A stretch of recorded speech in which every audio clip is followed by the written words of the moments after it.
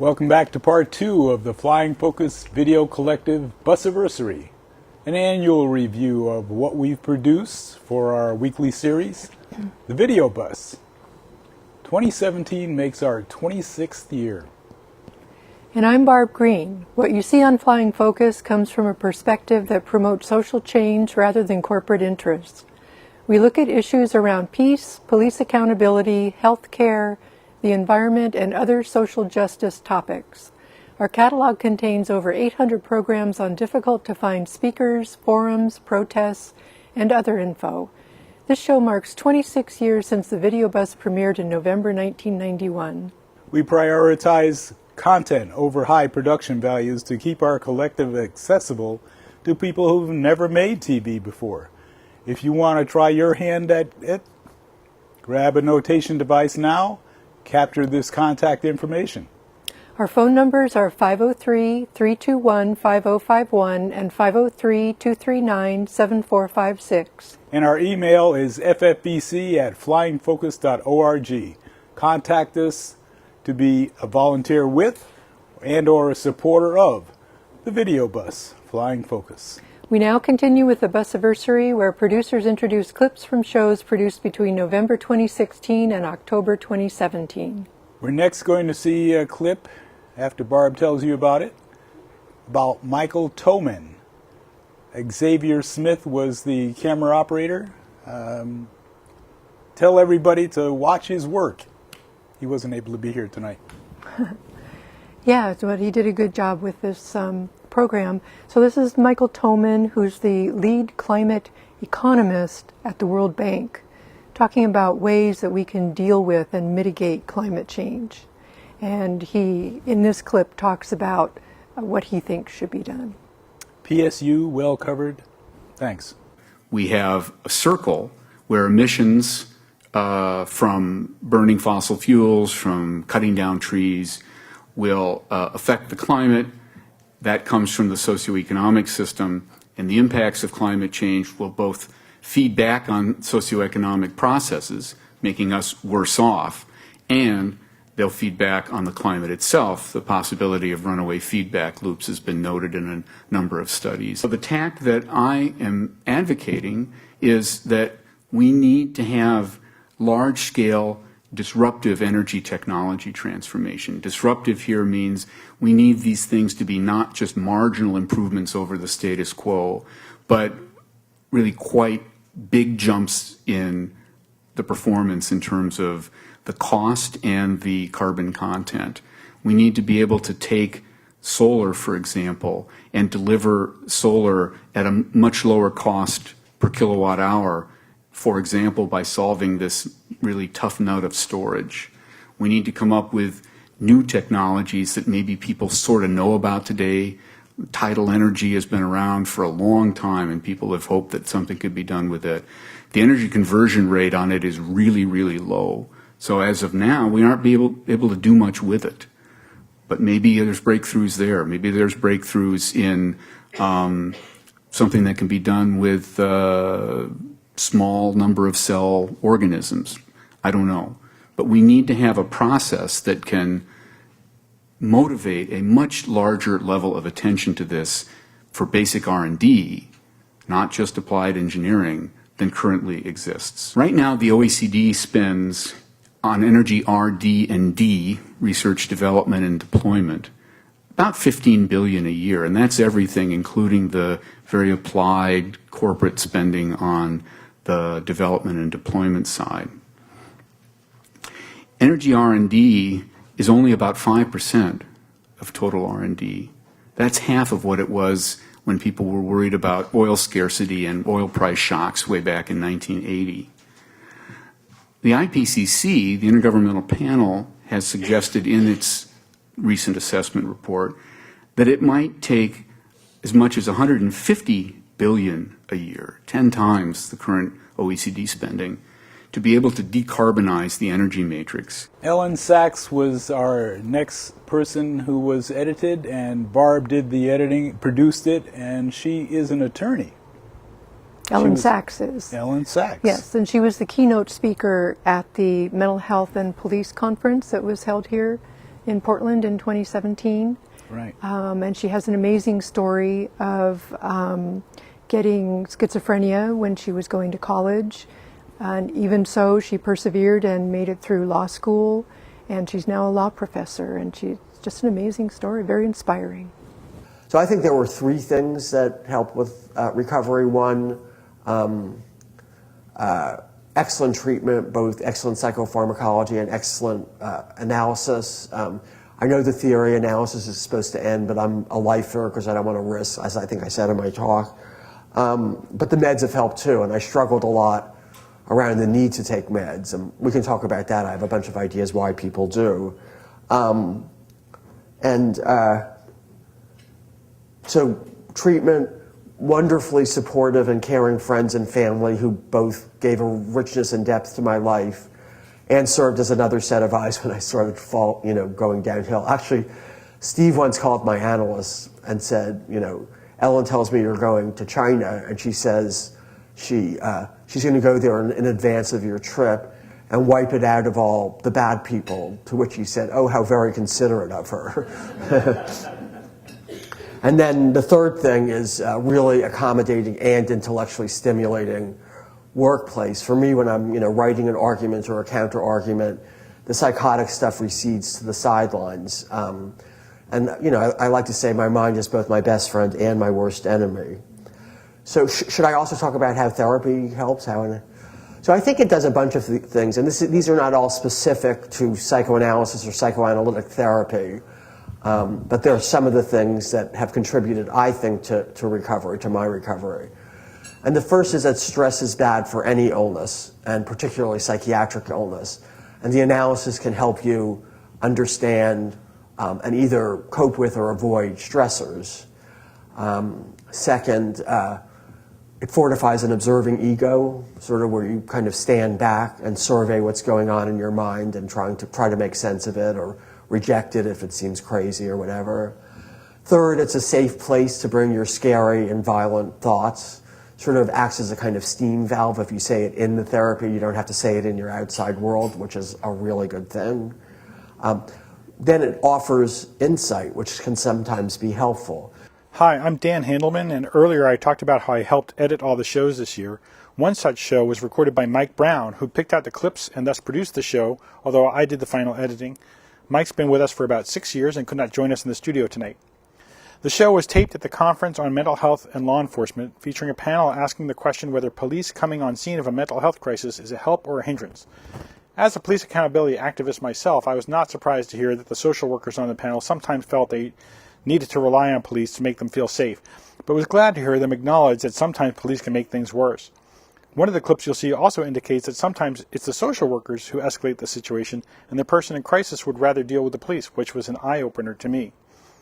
The moderator was Karen James, and two people from Portland, Meg Cavani of Project Respond and Juliana Wallace of the New Unity Center, were joined by Brenton Glicker, who works with a group called Cahoots in Eugene, which, like Project Respond, pairs police with mental health workers. What is the role of the police in helping you perform your job?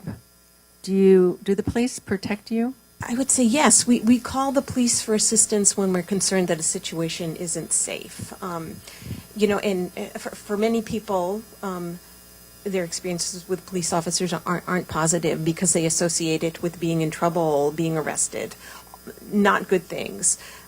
Conversely, though, for some people, police presence is calming, it's soothing, that they would much rather in some cases talk to police officers than they would rather talk to a mental health professional because their experience with the mental health system unfortunately hasn't been positive. Well, I think the police would agree with us that a lot of the situations they go into, they really don't need to be there. And oftentimes their presence is not wanted or helpful. I think there's a lot of situations that the police they respond to a call and they handle it in their way, and it's not necessarily that they did something wrong according to their training and according to their policies and procedures, but I feel that it could have been handled better. That maybe an injury or could have been avoided, or a call could have had a better outcome if we had been available or if we had been utilized. I think that what we do see sometimes is police interpreting somebody's attitude or somebody being disagreeable as a provocation, or as a sign of insubordination, and choosing to arrest the person or to detain them. There's a certain way that you understand what the police are going to do. It's predictable. The uniform is predictable. They kind of have a standardized way of doing things, whereas social workers or non-uniformed folks are, we're doing a little bit of a different, creative, individualized intervention. So I've seen it where police come and it's kind of like, oh, now I know that this is my limit and this is what's going to happen, and things have calmed down. And certainly I have seen, as I think that last speaker said, when you have been restrained, any type of restraint can be triggering. Dan Handelman back to talk about 3 more shows I produced. This show features the first city council hearing in 13 years, focusing on a community member's appeal of the outcome of a police misconduct complaint. You'll see the chair of Portland's Citizen Review Committee, which wanted to find an officer out of policy for at least one of the 6 times he used a taser on Matt Klug. There's grainy footage provided by a witness and Klug describing how he felt. You'll also see then Chief Mike Marshman telling City Council that being tased is no big deal, and hear Commissioner Amanda Fritz calling him out on that assertion. The council ended up voting to find there was insufficient evidence to prove a violation, so they didn't come down either on the side of the appellant in the CRC or the side of the police. On September 17, 2014, several PPB members dispatched to a Northwest Portland intersection following a report that a cyclist, the appellant, had struck the window of a motorist while stopped at a traffic light. Sergeant A contacted the appellant first, followed by officers B and D.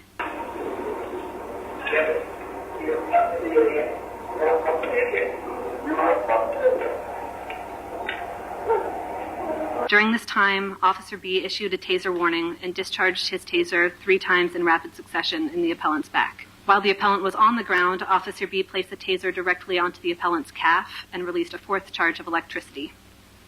As the Bureau members continued to work to handcuff the appellant, Officer B fired the taser's probes into the appellant's back, issuing a 5th activation of the taser. Sometime later, Officer B again discharged the taser, this time apparently by accident. Just out for a bike ride. It's a little heavy-handed.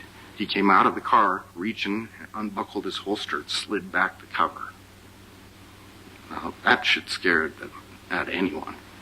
And it did me. I put my hands up in the air and I said, and the witnesses in the paperwork heard me say verbally, what did I do? It changes the person's, it can, when appropriate, changes their active aggression stance at times. Instead of trying to get away, it gives the officers a few seconds to handcuff the subject. I have been tased. It hurts, yes it does, but once the taser charge is over, there's no residual impact. I could hypothetically shoot something, hit like a forearm and an upper arm. Those 2 probes where that contact is where you get that electricity through. That effectively isolates the larger muscles just in the arm, and it's harder to use your arm. But the rest of you is still free to do what you choose. And yes, it hurts. I mean, I've been tased. Can the act of tasing produce the reflex that you or was perceived as aggression on behalf of the complainant? No, it would not. I've been tased where it went through my whole body, and you lock your large muscle groups lock up, and you don't move. Once it stopped, again, 0 residual. What you just said is not in the record, right? That's not part of the evidence for this hearing. He was. The officer did use description of probes. how a taser works. Because I know that there are people who would dispute that as to it's possible for residual effects. Yet another show about police accountability featured the Albina Ministerial Alliance Coalition for Justice Police Reform's January March and Rally for Justice and Equality.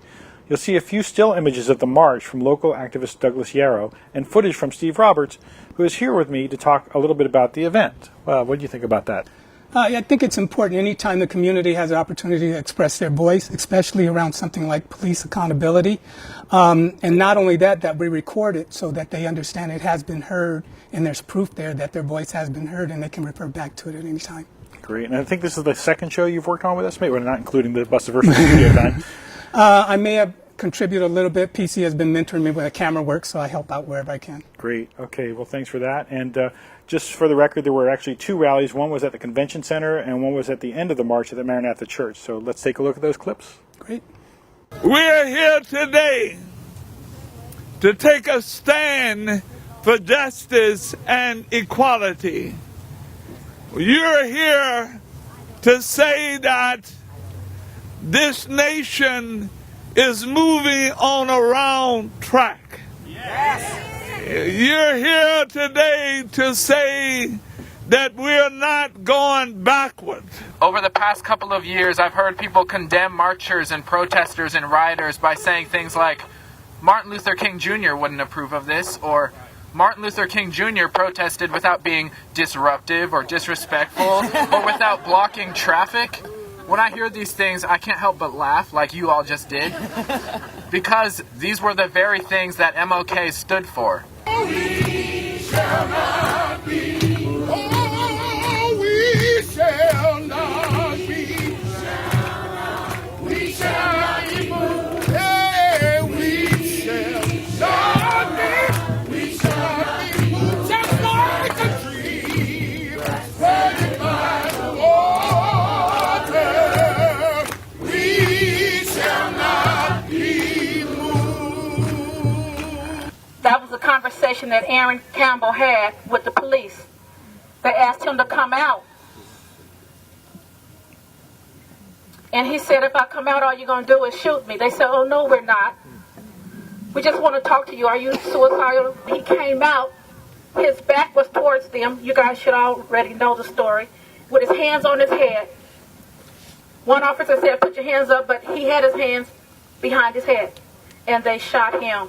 According to the Chinese zodiac, 2017 is the year of the rooster, an animal known for its persistence and its strength, as well as for its restless nature.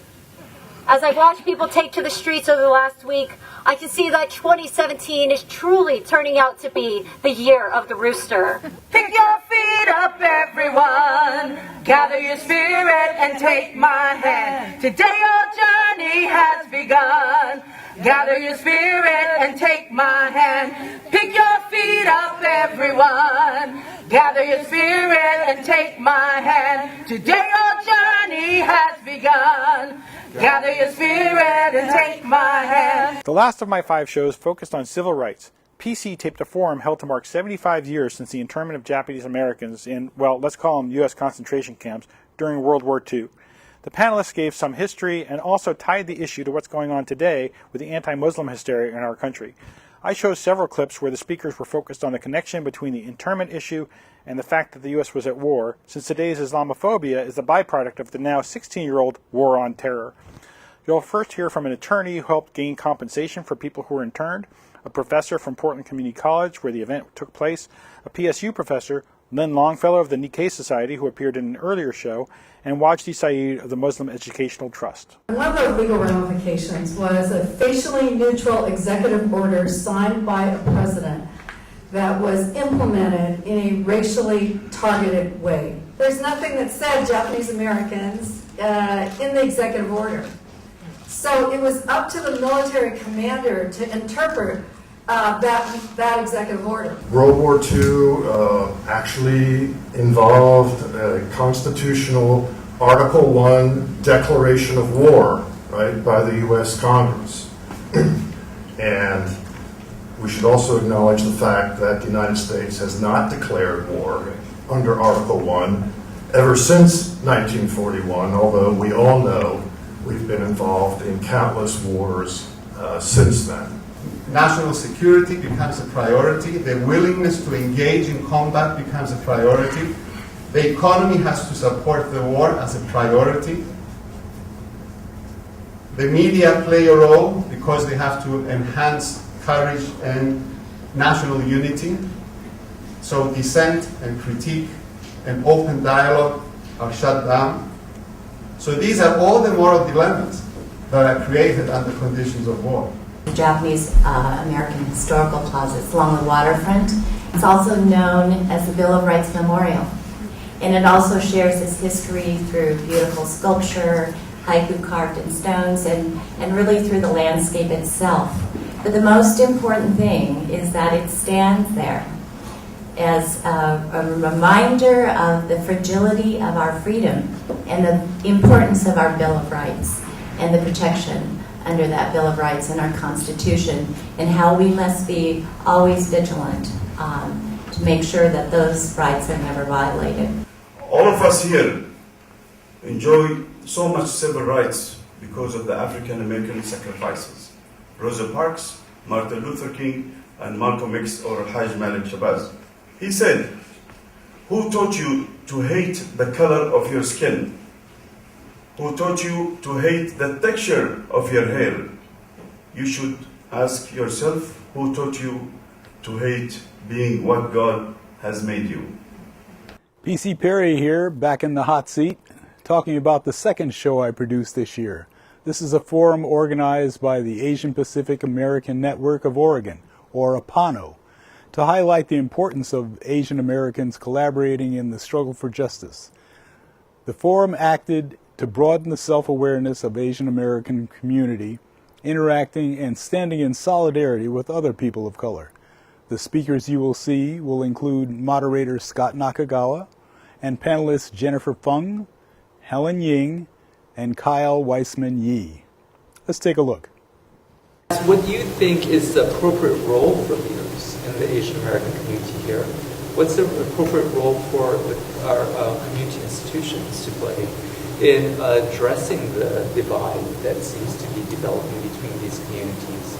And, kind of trying to lead us to solidarity. I learned how other Oregonians, white folks, would talk about black folks in the neighborhood that I grew up in, and it not matching up with my lived experience in the actual neighborhood and with black folks.